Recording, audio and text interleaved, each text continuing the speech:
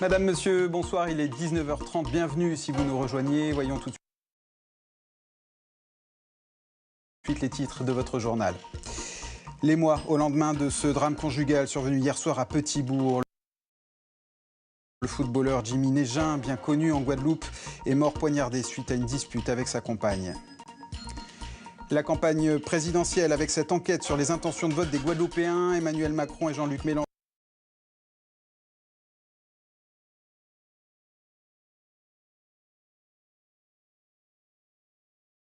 sont les candidats dont les électeurs interrogés se sentent le plus proches. Et puis offrir la possibilité à de jeunes passionnés de chevaux de travailler dans le secteur hippique, c'est ce que propose actuellement une association de formation. Des journées de sélection sont organisées pour la première fois en Guadeloupe.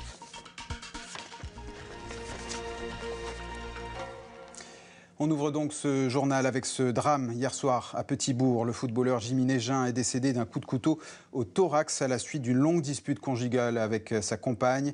Les faits se sont produits à la résidence Liane de Jade. Malgré l'intervention rapide des services de secours, il n'a pu être réanimé. Retour sur les faits avec Eddy Golabcan et Ronnie Maletti. Selon plusieurs témoignages des résidents de cette petite cité réputée plutôt calme, Jimmy Négin s'amusait hier après-midi sur un scooter avant de chuter lourdement. Il aurait alors souhaité que sa compagne, élève infirmière, le soigne sur place, mais celle-ci lui aurait signifié qu'il devrait se rendre à l'hôpital vu la gravité de ses blessures. Ce serait, semble-t-il, le point de départ d'une longue dispute conjugale qui nous conduit aux faits constatés aux alentours de 19h. En montant sur place, on a trouvé une situation où il était en arrêt cardiaque. Et puis derrière, malheureusement, le SAMU n'a rien pu faire pour le réanimer, parce qu'il avait certainement perdu trop de sang. La victime, Jimmy Négin, présente une plaie ouverte au thorax consécutive à un coup de couteau porté, selon toute vraisemblance, par sa compagne Marie-Michel Nomède. Cette dernière, le visage tuméfié, toujours d'après plusieurs témoins, est placée en garde à vue par la brigade de recherche de Pointe-à-Pitre, en charge des premières investigations. C'était un couple qui avait beaucoup de soucis. Elle avait déjà été plusieurs fois battue. Et il y avait même eu déjà des plaintes déposées, mais ce soir, ça a viré au cauchemar. Sous le coup aussi, les proches de la victime essayent de comprendre comment cela a pu arriver. C'est vrai que c'était quelqu'un de caractériel parce qu'il jouait au foot, donc c'était quelqu'un de très connu, exposé un peu partout. Mais quoi qu'il en soit, moi, personnellement, je garde un bon souvenir de mon frère. La perte d'un frère, d'un fils, d'un membre de la famille ne fait pourtant pas oublier le dernier acte d'une tragédie qui s'est jouée hier soir. C'est quand même une situation tragique. Donc je pense à la femme, sa femme qui l'a tué. Je pense à la famille de la femme. Et moi aussi, je leur dis, il avait aussi des enfants avec cette femme. Il avait 2 enfants. Jimmy Négin avait en effet 2 enfants, d'1 an et 3 ans avec sa compagne. Celle-ci a également 2 autres enfants d'un autre père, absent au moment des faits.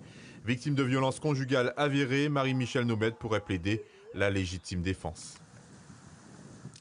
Et dans sa carrière, Jimmy Négin a connu plus d'une dizaine de clubs avec plus ou moins de réussite selon ses affinités avec l'encadrement et les joueurs qui le côtoyaient.